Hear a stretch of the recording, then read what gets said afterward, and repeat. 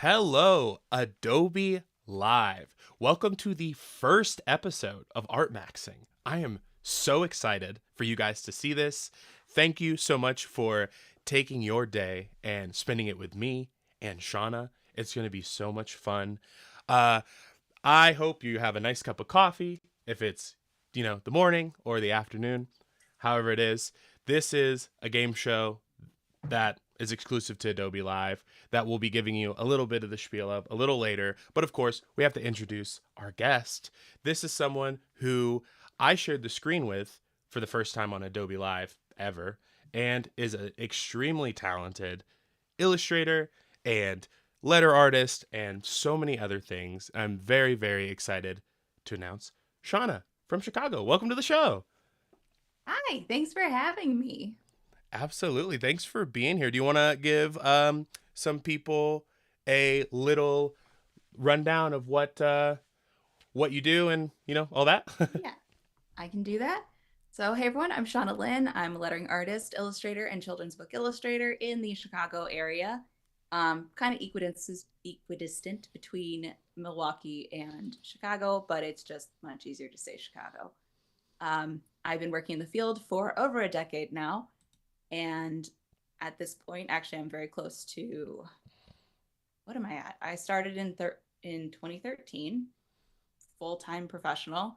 So I'm about 12, almost 13 years, I think, into this little journey. Um, Otherwise, like I said, I live in the Chicago area. I have a studio pup named Teddy Bear. He is the love of my life, and he's currently not in the bedroom, Oh. slash the studio, because I have a studio bedroom situation here. Hey, I'm right there Um, with you. I got the little sleepy time nap bed in the back. So, that's how it's yeah. done. Absolutely. Well, I'm really excited for you to be on here, but of course, we need to let people know what you're doing today, what the show's about, and kind of what we're all going to be observing for the next hour. So, as you know, you're probably not familiar with Art Maxing because this is brand new. Art Maxing is a game show where people get to gain points just by doing what they love to do, which is drawing and drawing in any way they do. The fun part about this is we actually have some secret objectives for our guests today. I'm going to go ahead and pop that up on screen right now. Our guests cannot see what you're seeing right now. So these are exclusive to the audience. And I will be letting you guys know, and of course, I'll be letting you, Shauna, know if we hit these secret objectives today.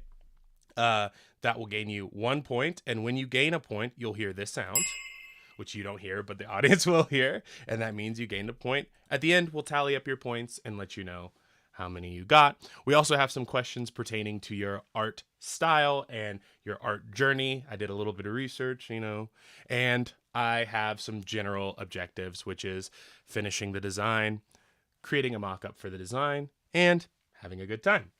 So, hopefully that all makes sense. If you have any questions, feel free to drop it in the chat. Shauna, if you have any questions, feel free to ask me. I know this is a lot of information off the top, but my question is, once we give you your objective, are you ready? I am. All right. So your objective for today's episode is create a lettering piece of art that encapsulates the new year. Something that will kind of give some people some motivation, or what would motivate you. Something that, encapsulates 2025. So I'll go ahead and hop over to our drawing screen, and All right. I'll go ahead and throw 55 minutes on the clock, roughly. Are you ready to start? I am. Let's All do right. this. 3, 2, 1, let's go. All right. Well, I'm working in Fresco today because I love this program and I'm a huge fangirl of it.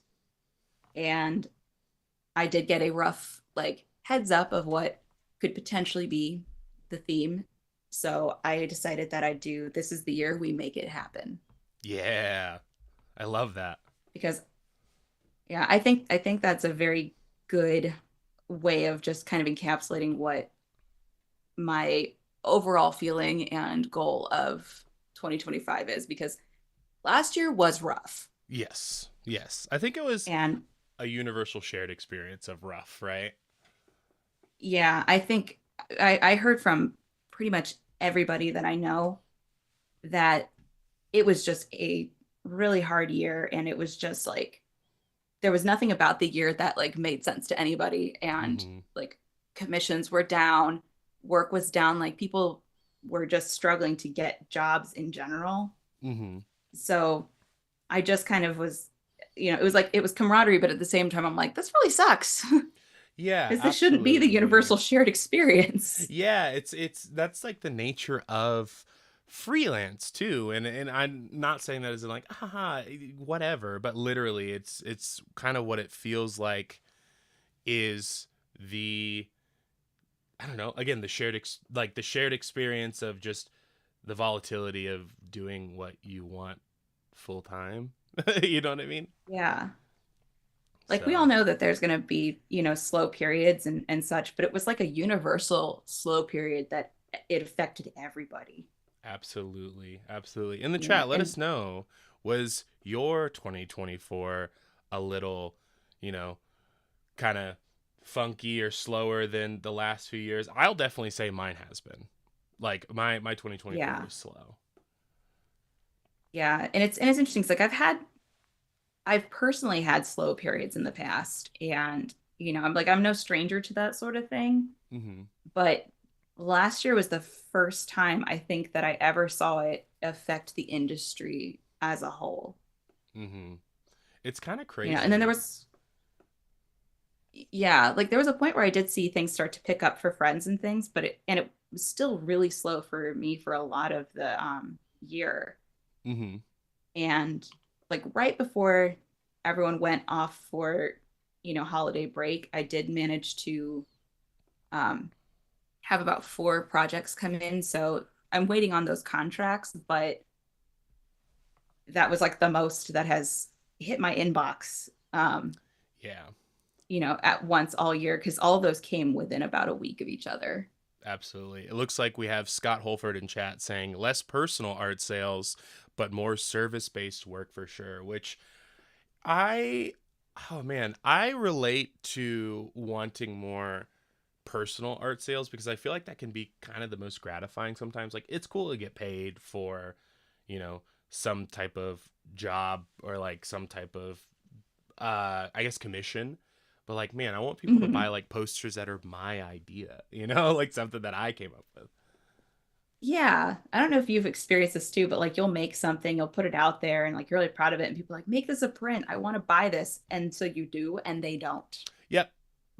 Yep, I would say that's definitely probably as some experience that a lot of people can relate to. It's like money talks, but when people are online and they're wanting to grab something from you, as soon as you put it out there, they're just like, never mind. So, Yeah. which is And so like funny. I do print on demand. So like there's only so cheaply I can, make it Right. before I'm losing money. But at the same Absolutely. time, if I cheapen it out too, that devalues my work and it devalues the industry, Hmm. and it only hurts people. You know, I'm glad that you brought that up because I find that very fascinating. I think we've talked about this before, and I don't think it's something that people think about as artists about how charging your worth, or I guess uh, matching your rate to what you feel like the time is worth, is actually pretty detrimental for the culture of your craft or the culture of your freelance journey because you know if everyone's competing for the lowest prices it does kind of foster this environment of competitiveness and overworking and it's kind of it hurts other artists which is a shame to say because it sounds really mean to be like you know I don't value like if someone does not value their work to that level or feels too uncomfortable charging it can feel kind of weird but you should be charging your worth absolutely because it also sets a precedent for Yeah. people. Well, and there shouldn't be, it ends up becoming like a race to the bottom, and that, it helps nobody. And then you end up working for less than minimum wage. And, Mm-hmm.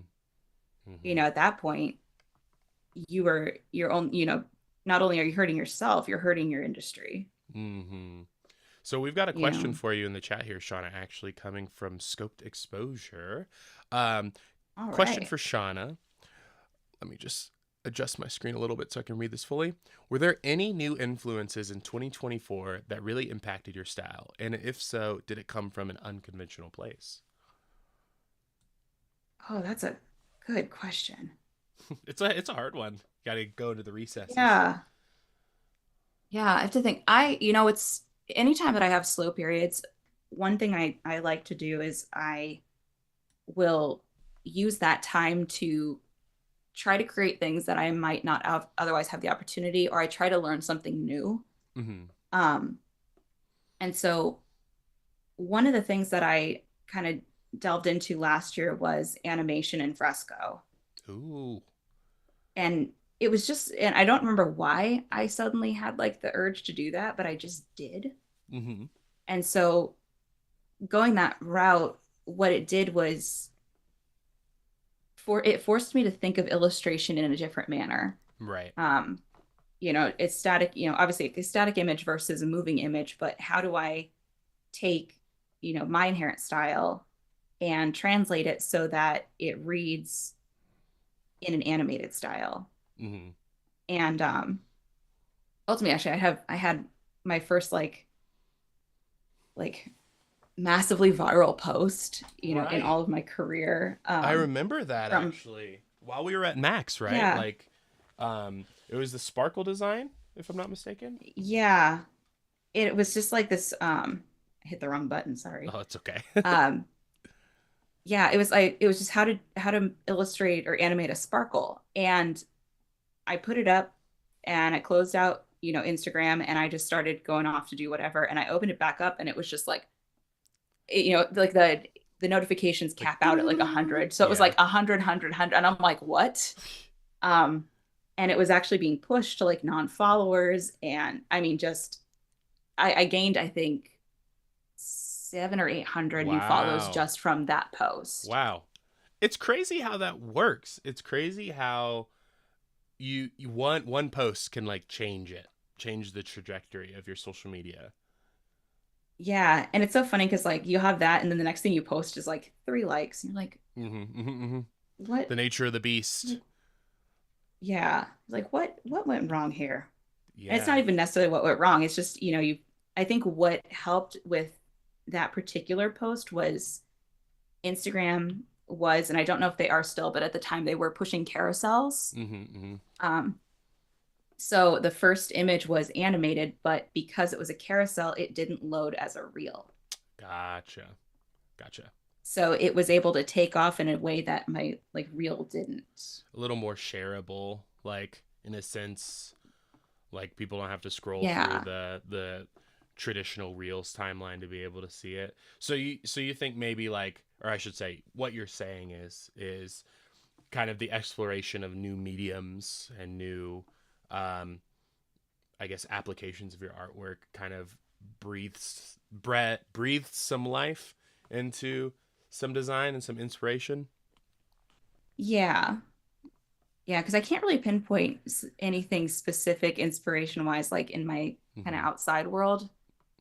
Um, like I collect children's books, so those are always really, really engaging and inspirational for me. It's a good point of reference. Yeah. And it also makes me the really cool aunt because I get the kids in my life really cool books. That's so My whole thing awesome. is yeah, my goal is like I never want to be the one that just gets them like Goodnight Moon because some other family member is going to get it for them. Definitely. I definitely understand that. Well, I think this is a great transition. And for the people in the chat, I think you guys will be very excited for this. This is going to be our first points opportunity, our first non secret objective for the show. We're about 15 minutes into drawing. So I figured, why, or actually 10 minutes, not even 15 minutes, 10 minutes into drawing. So I figured, why not? Let's hop into it. Shauna, do you think you're ready for your first question involving you?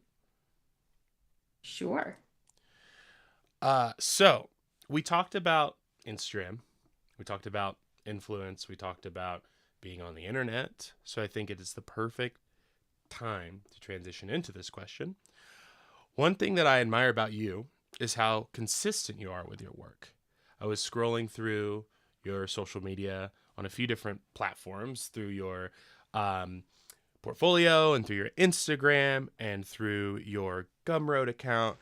And I saw how your art style developed, but also stayed so consistent over the coming years. And this is a bit of a hard question, but it's a multi-part question. I should say a multiple choice question. Okay. What season is celebrated in the first lettering art that you've posted on your Instagram? You have three choices. It's either A, Halloween, B, Christmas, or C, Thanksgiving.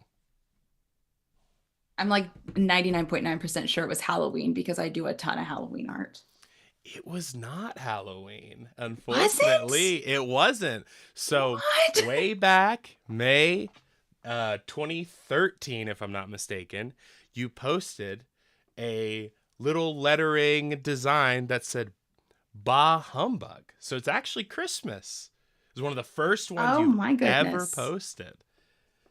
I feel like for a You really clarification. had to go into the Yes, recesses. yes, I did. This was the hardest question, but I felt like it was the easiest transition because I know you, Shauna, and I know you love Halloween, and I knew that that's what you would choose. I probably shouldn't have put Halloween as one of the multiple choice questions, but no worries because I do have a little consolation, of course. I'm going to throw a point up on screen for you because one of your secret objectives was to use a stroke to design your artwork or use an outline stroke for your artwork. You're using the pen tool. You're drawing in fresco. I'm gonna count that as a stroke. It's kind of one big stroke anyway, so I would say you get a point for that. So you're on the board either way. Okay. Yeah. Looks like we have another question for you in the chat coming from Crazy VIP 101. This says, what I don't know if this yeah, what does it feel like to have an impact on thousands of people? Did you have the expectation for yourself in your career, or were you just like whatever happens happens? I, I went into it kind of in the whatever happens, happens Mm-hmm. because otherwise it is a lot of pressure. Mm-hmm. Um, and it's incredibly rewarding and humbling knowing that the work I do does have an impact on people. Mm-hmm. And I don't often get to see it, even though I know it happens, but I do get to see it more often now that I do kids' books Mm-hmm. because I am at that age where all of my friends are either having or have had kids. Mm-hmm. Um, and those friends are very wonderful and supportive people. And so they will pre order the books that I work on and send me videos of their kids opening the books and interacting with them, or them reading to the kids, or so it's really not necessarily like an industry impact, but it's a more of an all-encompassing impact. Well, that's a completely different type of impact too that I feel like is um like it's so important in its own right, like the crucial development of a child, right? Like you could be inspiring this child to enjoy this style of artwork or inspiring this child to enjoy this story, or you're bringing to life these characters and these ideas that these authors are coming up with that are like fostering children's imagination, which is kind of crazy to say out loud, right? Yeah. And it is funny because you truly, a lot of times you don't get to see the impact that your work has on people. Mm-hmm. um and like one of my favorite I've got two really like favorite memories, and both of them happened on the same trip to Florida. I went down for one of my sorority sisters' weddings, and I decided to go down a few days early so I could go visit friends in Orlando. And I ended up getting to see my childhood best friend, so someone I've known since we were like 10. Mm-hmm. Um, we actually, no, we may have been 9, somewhere in that, like we were in fourth grade. I remember that much. Um, and she had a daughter. I think her daughter's going to be 3 this year, if I'm not mistaken.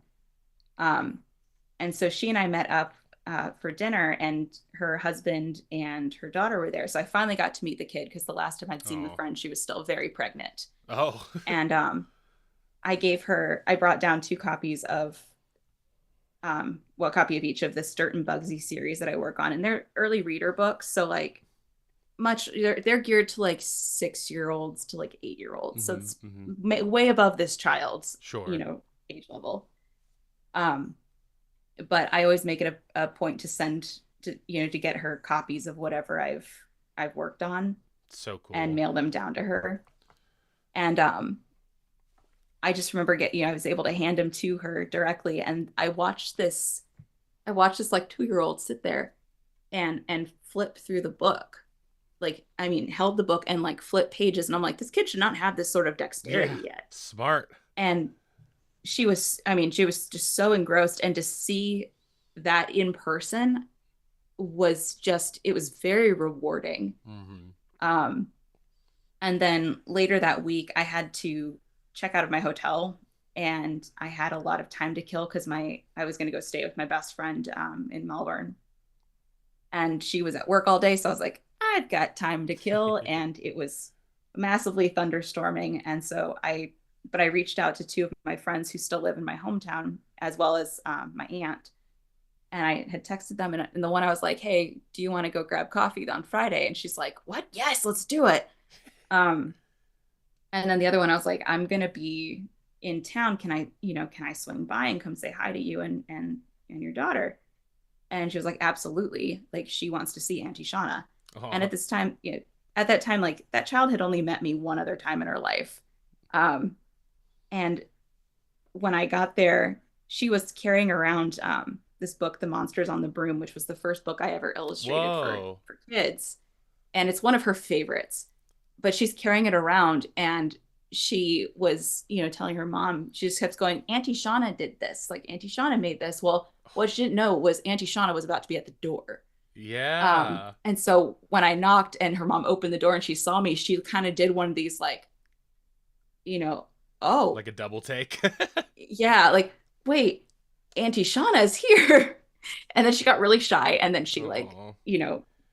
opened up again. But it was just really kind of funny to see that, like, I got to see the wheels turning where she all of a sudden put two and two together. Absolutely. Um, Oh man, I feel like that's got to be a level of like gratification that it is very hard to encapsulate. I mean, you did a great job in explaining kind of how you felt, but like I can't even imagine to begin to imagine like what something like that would feel like. That's a different level of impact, that I feel like yeah, is long lasting. I don't know. It's just so fascinating. Like I think of my experience with creating and my experience in the professional art world, and of course I've had friends of mine and like closer people or some non-friends reach out to me and say, like, oh, seeing the direction that you've gone, the way that you've grinded is very inspiring. Like, I'm happy that you're seeing some success and like hmm, XYZ. But I feel like,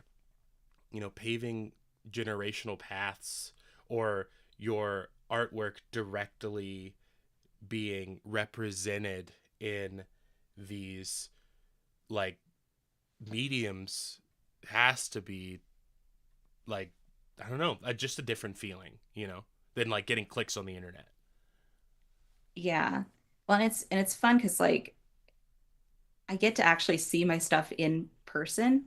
Mm-hmm. Um, because I've done in the past, I do a lot of like editorial and such, and a lot of times, like, I don't get to see the final product Mm-hmm. necessarily. And for a long time too, like, my extended family it's a lot of medical professionals, it's a lot of nurses, a lot of Mm-hmm. doctors. Mm-hmm. um on my dad's side, I am the oldest grandchild, and so there was a lot of pressure to a degree to, like, are you going to continue your dad's legacy? Are you going to take over the dentistry? Da, da, da. And I was like, no, no, no, you don't want me near your teeth. Um, and I don't handle blood well. So, like, I was like, I'm not going into medicine. I'm Sounds like, like me. yeah, I just, I consider myself a fairly smart person, but I am not medicine smart. It's just not my wheelhouse. I feel you there. Um, There's a reason we're drawing. There's a reason that we do art. Yes, exactly. Like my dad wanted to be a graphic designer, so I was very fortunate that he actually did encourage me to pursue that avenue. Mm-hmm. Um, and looking back, like maybe, if I had been, born a bit later and I was, earlier, like getting ready to go to college, maybe I would have looked into like more aesthetic dentistry, cosmetic dentistry. Mm-hmm. But Mm-hmm. Mm-hmm. um, even still, like I much prefer drawing. It makes me Yeah. happy. You Um, know, it's so funny that you bring that up too, because like I not from my mother. My mom is amazing. She's so supportive when it comes to my art career, but more from like past relationships, friends. Had a lot of pressure to go to college. And I went to college for a year. I did terrible. I also did terrible in school. I was like one of the worst kids in school. It's kind of crazy. We found my old GPA, like my old like graduating GPA. And if I told people on this chat right now, if I told the chat of Adobe, I would get flamed. They'd be like, "Okay, how?" But it was low enough to where I was like lumping into the like almost no child left behind energy. oh But but but when I flunked out of college and pursued more artistic endeavors, I don't know, it just felt so much more fulfilling. And I don't know that sometimes a paycheck doesn't even matter, it's kind of just like I would much rather be broke and happy than no. rich and miserable working a 9 to 5 personally. I know that's different Yeah. for everyone. People value security, people value um consistency, but like for me it's just not my wheelhouse. And actually, I have a little comment in here from Crazy VIP that I totally missed. So sorry about that. They wanted to say thank you for answering. When I was little, multiple children's books had an impact with other forms of media like PBS and Sesame Street. Do you feel like you Oh, could Sesame be Street. do you feel like you could be possibly up there with PBS or other children's media for impacting the next generation? Oh, that's so flattering. I would love to be able to leave that sort of legacy. Mm-hmm. That's something that I would love to be able to leave that sort of legacy behind. But um, I also recognize that nothing's guaranteed. Sure. Um, but even impacting a child, even impacting just one child, like that's huge. Mm-hmm. Because you don't really understand like the reach you have until you I guess I'm trying to say, like, you oftentimes won't ever get to see the reach you have, I Right. guess is the Right. is the what how I want to say it. Like, you think like, Dr. Seuss, Bob Ross, all them, like you don't really like they don't get to see this legacy that has continued on, that has impacted millions and millions of people beyond their lives. Right. I mean, your book, undeniably, statistically speaking, is someone's child's favorite book. Like a book that Yes. you illustrated is, and you'll never know, which is crazy. Yes. Also, I not to have interject too much, but Oh, of you're course, good. I have to add a point on the board because you hit another one of your secret objectives, which is using cool tones in your design. You already were kind of using cool tones, but I know that we have some like filler colors sometimes for the background, so I just wanted to make sure. So, yeah, another point on the board for you. Awesome. But Yeah, sorry, I'm really into continue. this like periwinkle color. Yeah, yeah, it's awesome. Um, yeah, one thing that I am very fortunate for is that I do get to find out when at least like my friends' kids have a Mm-hmm. favorite book. Mm-hmm.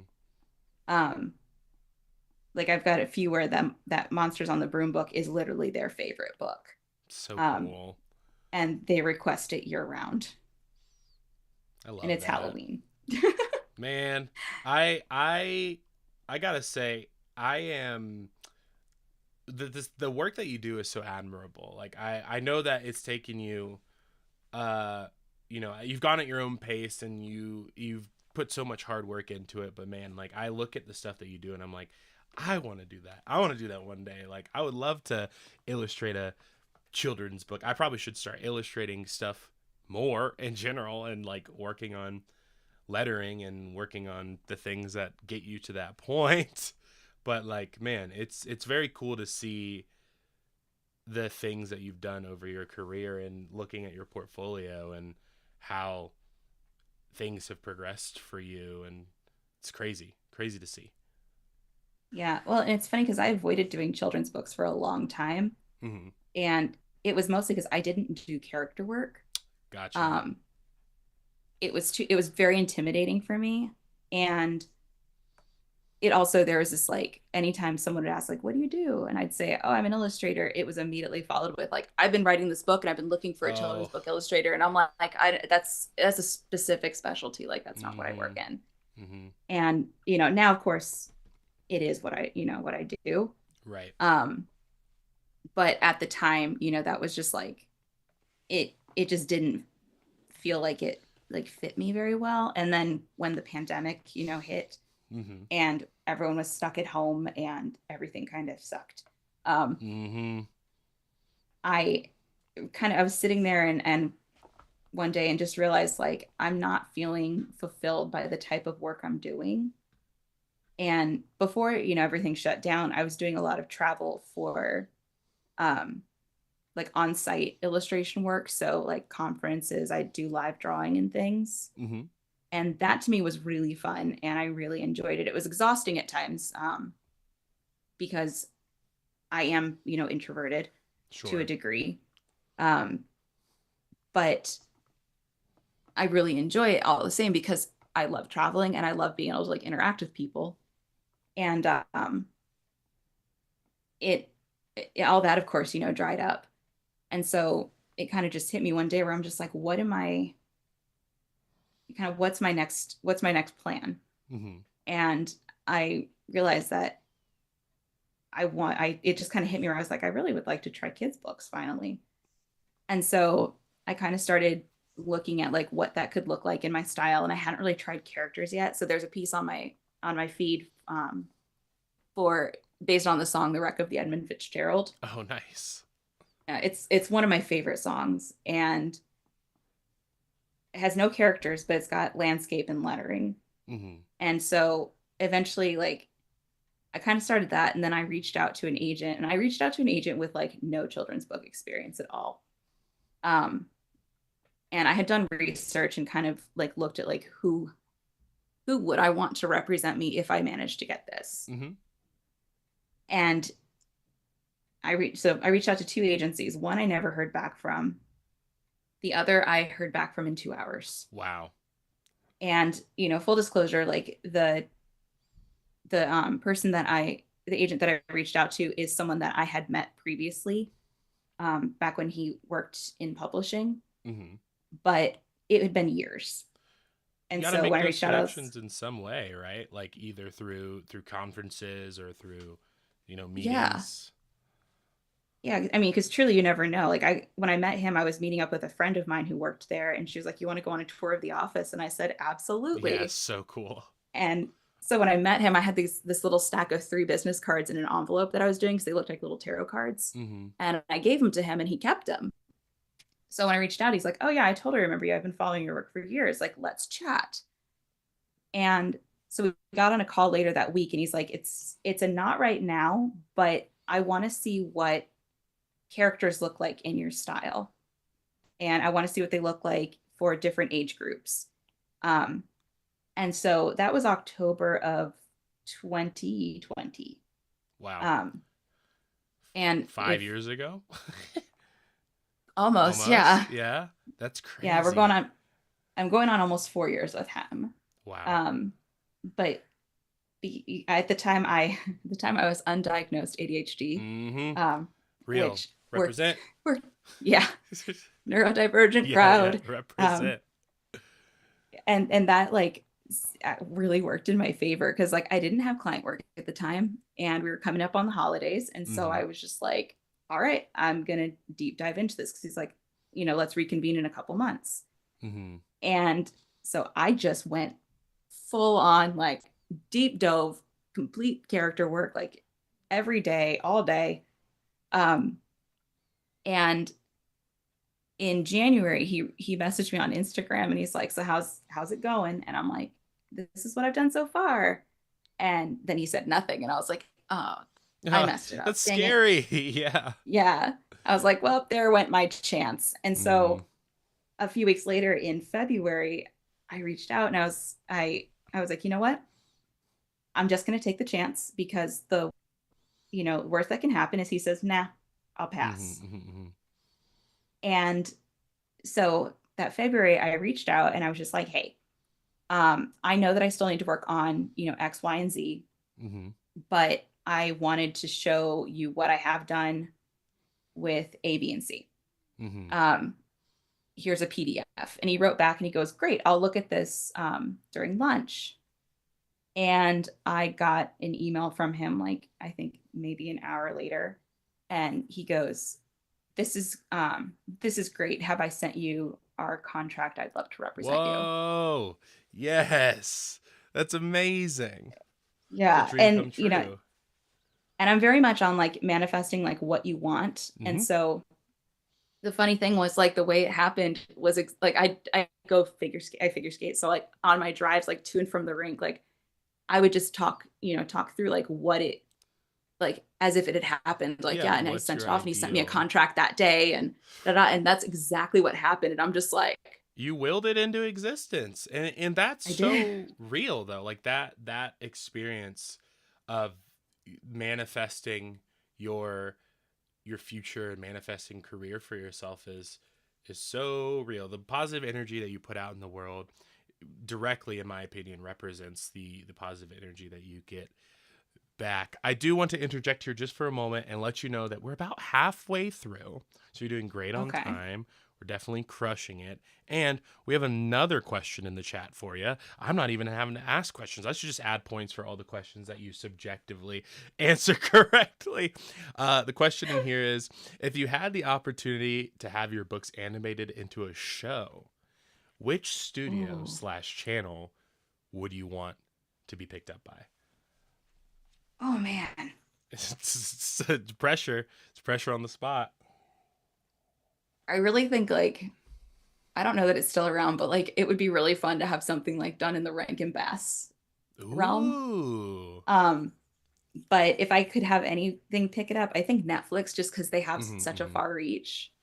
Um, because truthfully, like that would be like a dream Yeah. to have something I did turned into a show, Well, didn't or you a do little like a like little story special. post of your artwork on like the Netflix cover, and a lot of people thought it was real, Yes. which is Oh yeah, those awesome. Instagram story templates. Yeah. Yeah, so fun and so sweet. Yeah. I I love definitely that. had to follow up a post where I was like, "Guys, this is fake. I didn't It's a actually do it's a anything joke. for It's a Netflix." joke.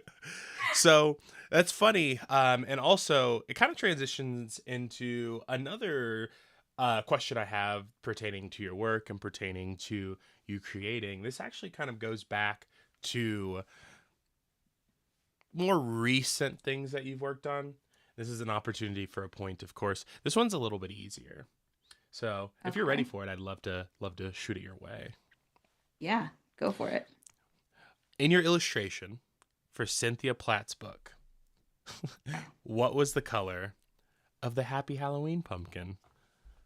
It was teal. Yeah, you nailed it. That was the first one I had up on the question. So that's another point on the board. We've got one more question for you, but we'll save that a little closer to the end. I loved that teal pumpkin illustration. I have to say, it was so cute.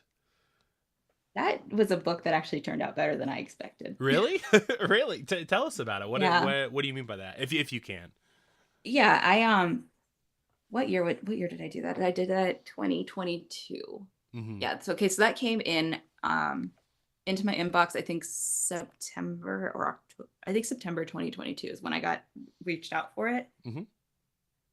That year I was in a massive my brain was in a massive, not necessarily a burnout, Mm-hmm. but I was in an art block for Mm-hmm. for like an entire year.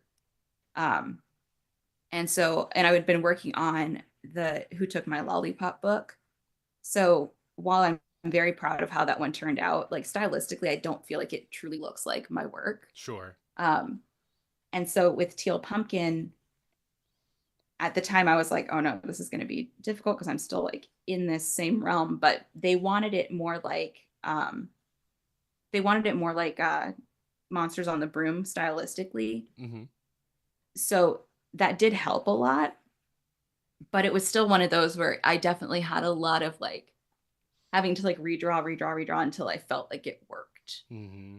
Mm-hmm. Um, so it was doing run. It was a fun one to do, and I'm really happy with how it turned out. You know, Um, I'm actually kind of curious because you talk about redrawing and you talk about like this experience. What does a illustration time frame look like for you, and what does like a full book timeline look like for you? So, for me, if I'm doing like a poster, like something in the background that I have, mhm. I would say usually like 2 to 3 hours. It'll take me to like really lock it in, and that's with very minimal characters. If I'm doing like a study, it'll Yeah, take me a couple days, right? But like, what does that look like for you? Because that's a very lofty task, I feel like. yeah. It varies because I've had illustrations where like if it's something where it's just a spot, it generally won't take more than a few hours. Hmm. If we're talking like a 2-page spread, it depends on the book. Like Monsters on the Broom, for some reason, each one of those was a 2-page spread, Hmm. and it ended up it ended up being like very like I think I only had trouble really with like one spread because the others were really easy for me to figure out Hmm. and they just flowed and they just worked.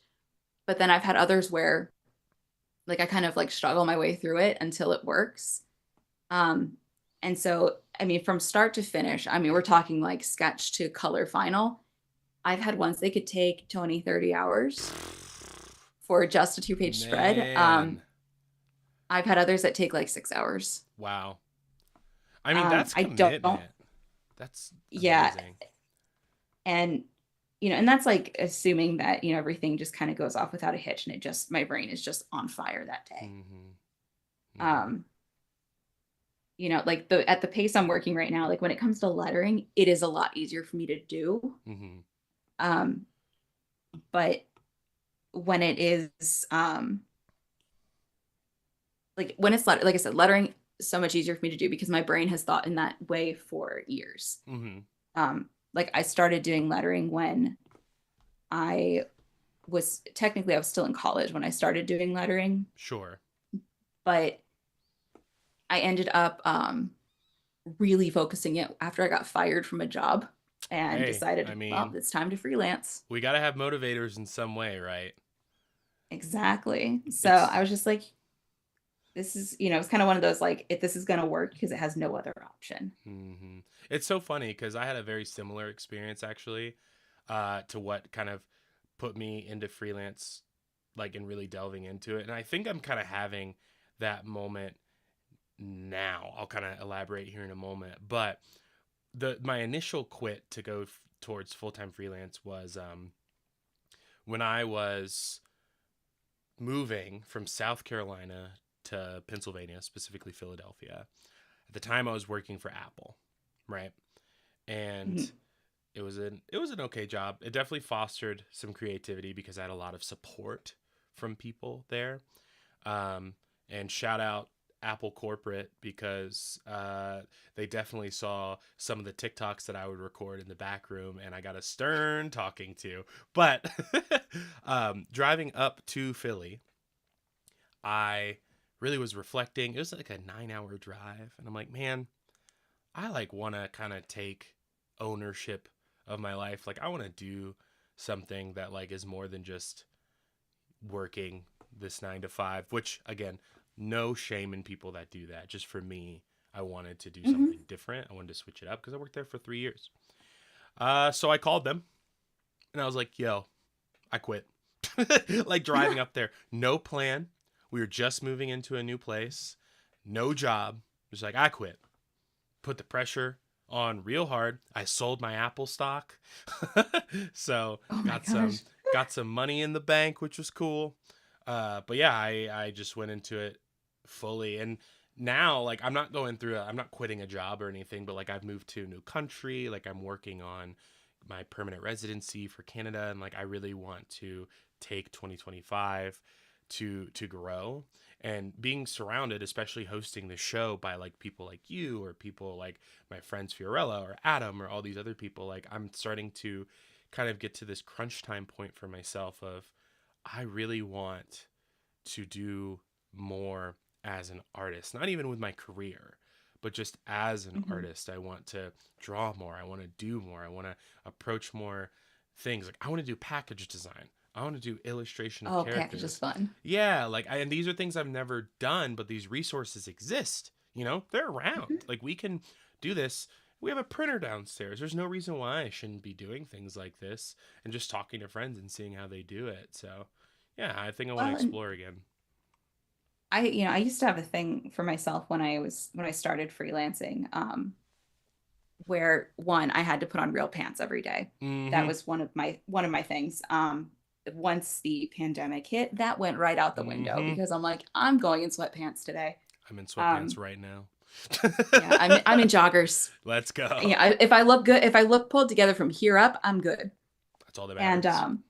exactly, because I prioritize comfort. Mm-hmm. Um, but I remember like back in school, I was in college from 2006 to 2010, so Mm-hmm. aging myself a little bit here. Um, it's fine. I turned 37 on Saturday. I fully Hey, embrace happy it. belated birthday. Everyone say Thank happy belated you. birthday to Shauna in the chat, please. Thank you. Thank you. Yeah, I have solidly entered my late 30s. The new 20s, as But they say. in the new 20s, thankfully I've got friends that are all like, your 40s are going to be even better. So just like enjoy it. Yeah, love that. Um, but but when we were in school, like, we did have to print and build if we wanted to make something. Mm-hmm, mm-hmm. And nowadays, there are so many mock-ups out there. Mm-hmm.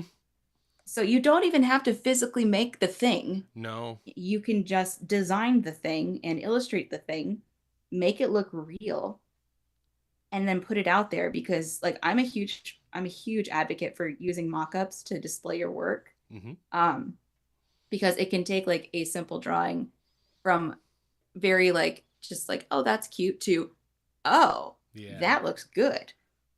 Which is absolutely. what we're going to do with this in just a second. Well, it Um, makes things more accessible too, right? If you don't have a printer, if you can't do packaging design, you can kind of just like throw it in to whatever, and it makes yeah, it so much easier. And I'm glad that you mentioned that you're heading into that space to do some mock-up work, because we're hitting at about the 12-minute mark, which is yeah. great. I think you're making perfectly good time. And also, tons of happy birthday wishes in the chat. We've got Crazy VIP, Jack, Barbara saying happy birthday, youngster, Bruce saying happy Yeah. birthday.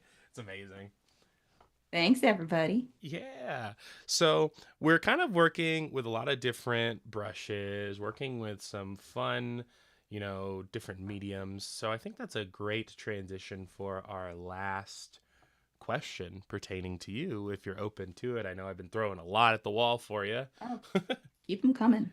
Yeah. So this one is actually pertaining, we're going to just plug it right now to your Gumroad page with all of your brushes and liners used for Fresco and a few different other programs. And it's something that you have introduced me to and helped me with, which I really appreciate. So if you haven't seen Shauna's brushes, you should definitely check those out. But the question is, um, on your Gumroad page, you have a lot of different brushes. For example, the Mhm. Bitmap Inker, the Superb Stipple, the Realistic Chalk. But there's one that sticks out to me the most. So this is a finish the sentence, finish the name of the brush. The Okay. brush is blank little blank. Sexy little inker. You freaking nailed it. That's a point. That's one of my favorite brushes that you've made. I'm not going to lie. And it's such a funny name. Yeah, that one, it was just because like I really liked how it looked because it was Mm-hmm. I focused on the size jitter and a little bit of spacing so that it gave it this really blotty ink look. Mm-hmm. Mm-hmm. So And cool. that was really early in my brush making journey. It's crazy because I feel like it looks so professional. Oh, thank you. Like, I love Yeah, it. that was yeah, that was a very early brush make.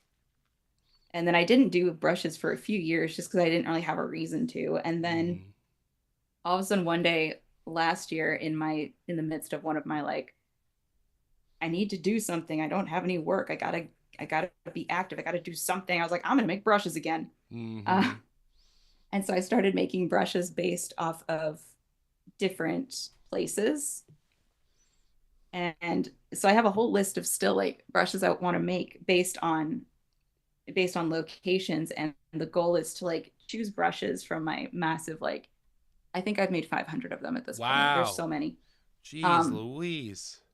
yeah, I don't name any of them while I'm doing them, and some of Sure. them are like some of it is just like I really like how this looks but I want to keep adjusting it, so I save it so I don't lose that in case Mm-hmm. I have to go back. That makes sense. um but I try to make them look like the place that they're representing.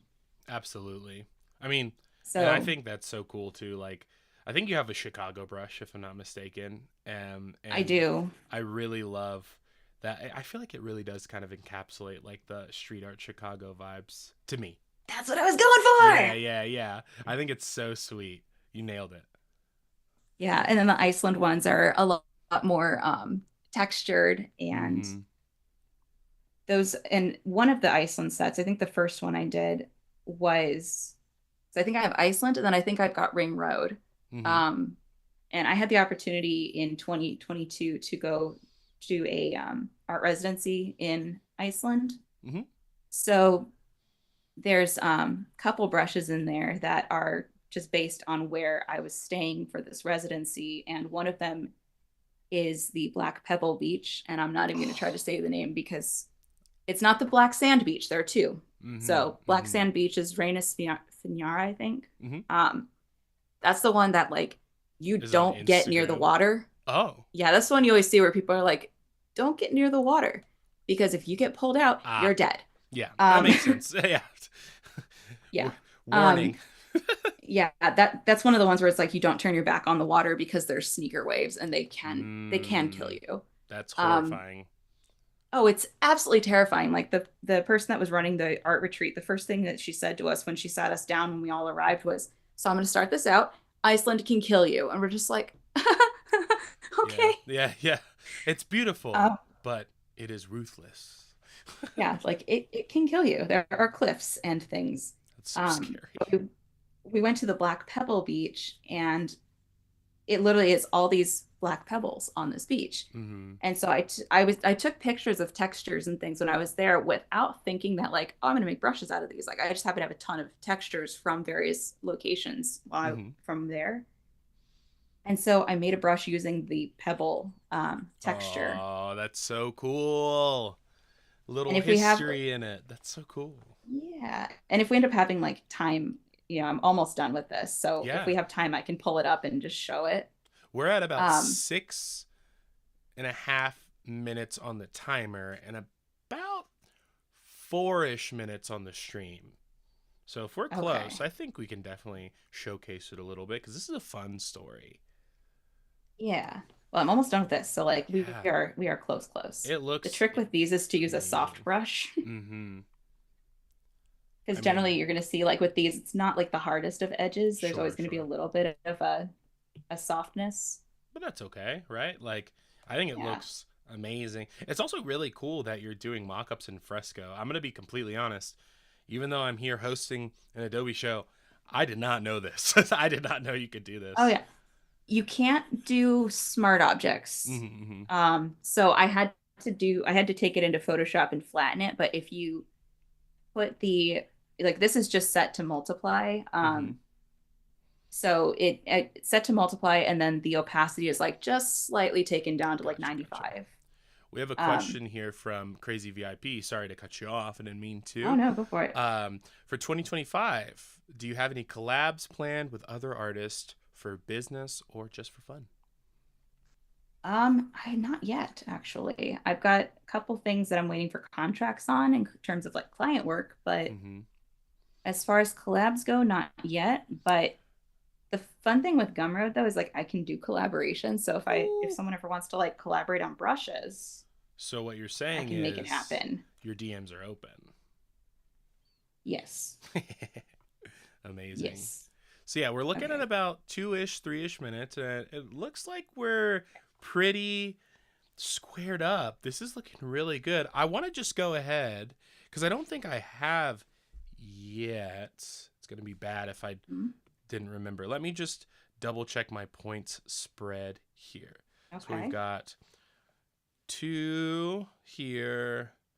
We did okay. We are caught up on points. You got Yeah. or 2 points for answering your questions. One of them we got wrong, which is totally fine. 1 point for outlining the artwork with a stroke, and 1 point for uh 1 point for using cool tones in our color and design. So we're at 4 right now, which is great. Okay. Yeah, and yeah. Do you want to take us through kind of what we worked on today? To kind of Yeah. Real quick, this is the pebble brush. oh, nice! Wow, that looks Yeah. That amazing. so like I have no idea what I'd ever use it for, but I made it. It's awesome. Um, yeah, so what we've done is we've made a seltzer can. Yeah. Um, and it is based on the just the phrase like this is the year we will make it happen. Hand lettered it using bubble letters because I have found that is like my quickest lettering currently. Mm-hmm. Um, we use some fun like periwinkle and like lime green neonish colors. And what I ended up doing was just setting this up. I pulled it in and we did a mask. And what I did was set it to multiply. So this is at normal, Mm-hmm. and which still works because this particular mock-up has the highlights and shadows Gotcha. on Gotcha. separate layers. So like technically it works, but it doesn't look entirely realistic because you can't see the can through it. Mm-hmm. So like if this were printed directly on the can, if it were a label, like this works. Mm-hmm. Um, but in this instance, I can do like multiply. If I do color burn, it doesn't work as well. But if you're ever doing a mock-up for a frame, Mm-hmm. where you have like the white background, white paper background, you're putting your art on top to make it look like it's mocked up on a wall. Linear burn with the opacity pulled down just a little bit is like the big trick Well, to I making it do look have real. to say, you did an amazing job. Of course, we got to do a little bit of a roundup for your points. So I got to ask you some really important questions. Did you finish the design? I think the answer is yes. We I can did. both answer that. So that's a point. Did you create a mock up for the design? That is also a point. And the most important, did you have a good time? I did. Amazing. I'm very glad you did. And of course, we have to do our final score, which is drumroll, please. Ba-ba-ba-ba-ba-ba. 7 points. You got 7 points today, Shauna. Thank you so much Yay. for being a part of Art Maxing. You did an amazing job. Do you want to let people know where we can find you? We've got about a minute left, so I'll go ahead All and put it right. all on you. All right. Well, thank you so much for having me. If you want to see my work, you can find me at shaunalynn.com or on social media at Shauna Parmesan. Amazing. Thank you so much for being on. And thank you everyone for joining us on this wonderful morning of Art Maxing. We're going to be right back here next week. It's going to be so much fun. New prompt, new artist in the